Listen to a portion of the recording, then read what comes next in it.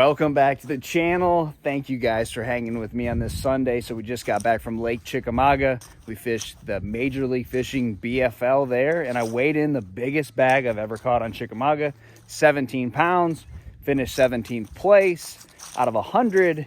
So that means we brought home some money, which is always a big win in fishing. If it's a little bit of money, which it was this time, a lot of money, a boat, whatever, you got to celebrate that. You got to be happy because it doesn't happen often. Doesn't happen all the time. I'm going to give you the baits that I caught my fish on. Basically give you a rundown on lakes that are drawn down in the winter time, how to fish them effectively in the pre-spawn, because if you just think you're going to go to the bank and catch them anywhere, fish anywhere, you're not going to. That's just not how it happens there. So you really got to be looking for more of those pre-spawn staging places if you want to catch the big ones. I did mix in some dirt shallow bank spots as well to fill out my limit, but those weren't places where I really felt like I could catch giant bass. So I'm going to give you all the deets, the baits, how I caught them, the spots, and all that.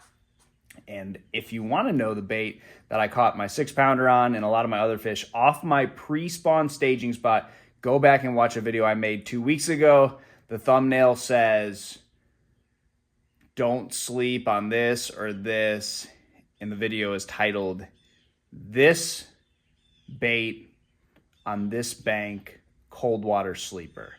That's the bait that I found to catch the big ones on Lake Chickamauga. But it's really a popular bait. No one throws this size, or at least the people that I've ever fished with don't throw this size. But here's the deal.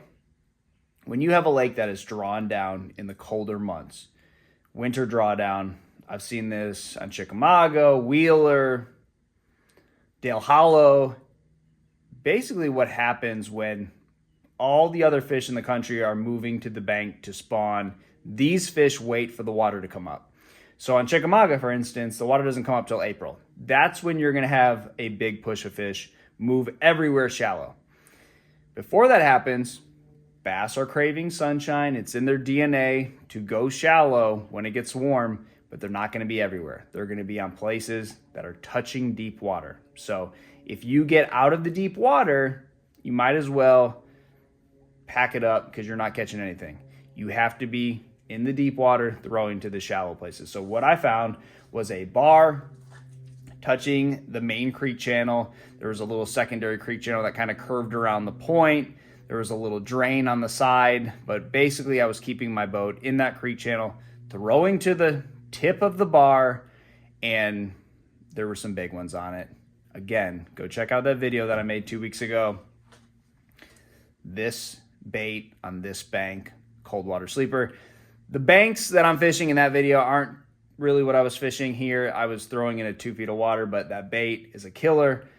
I'm not going to give it away on this video. Go back and watch that other video. If you've already seen that video, you know what I'm talking about. It is a beast of a bait that nobody throws.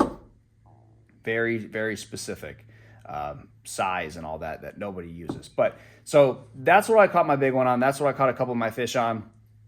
Then I went through that pre-spawn lull that it seems like happens whenever that water is in the low 50s to high 40s. And I didn't catch anything for like 3 hours, thinking that that spot would turn back on. I'd catch another 6-pounder. That's what I really felt like was my best chance at a 20-pound bag, potentially even bigger than that. Just never happened. I guess we didn't have enough sunshine, or there just weren't enough fish moving up there. Maybe I was pressuring the fish. So my secondary pattern was to fish short pockets that had rock. So I wasn't getting too far away from the main river channel, and I would get into these little short pockets that were, basically no further than about 50 yards from the main river. I would sneak in there, and I was looking for transition banks, rock. And since they were short pockets, I did feel like the fish could travel to the backs of those pockets. They didn't have far to swim. They could do it in a day. You're craving that sunshine. They need that. That's in their DNA, like I said earlier. So I would run into those pockets, and my key baits in those pockets were a square bill. And this is a Fat BDS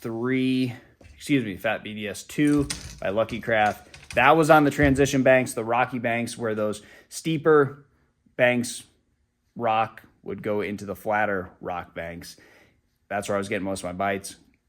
Caught a couple key upgrades later in the day. I filled out my limit and then upgraded. And then I was also getting some bites on a 3/8 ounce chatterbait Evo with a split tail trailer. I like that in the backs of the pockets.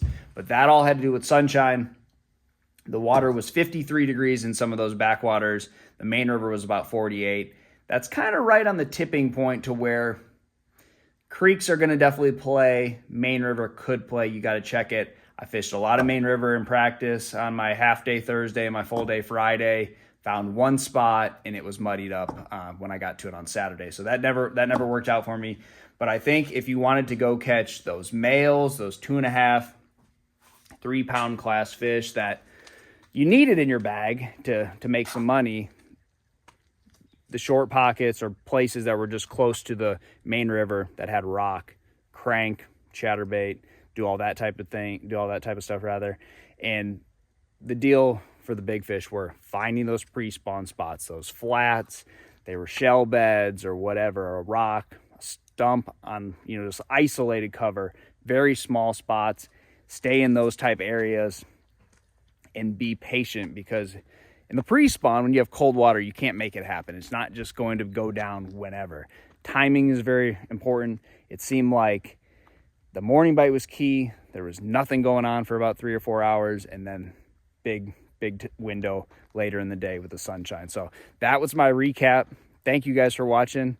Tournament in 2 weeks on Wheeler. I'm going to do a little more. I haven't been able to do any on the water stuff because the wind has been so bad at all these tournaments. Hopefully there we can do some on the water. Thank you guys for watching, and I'll see you on the water.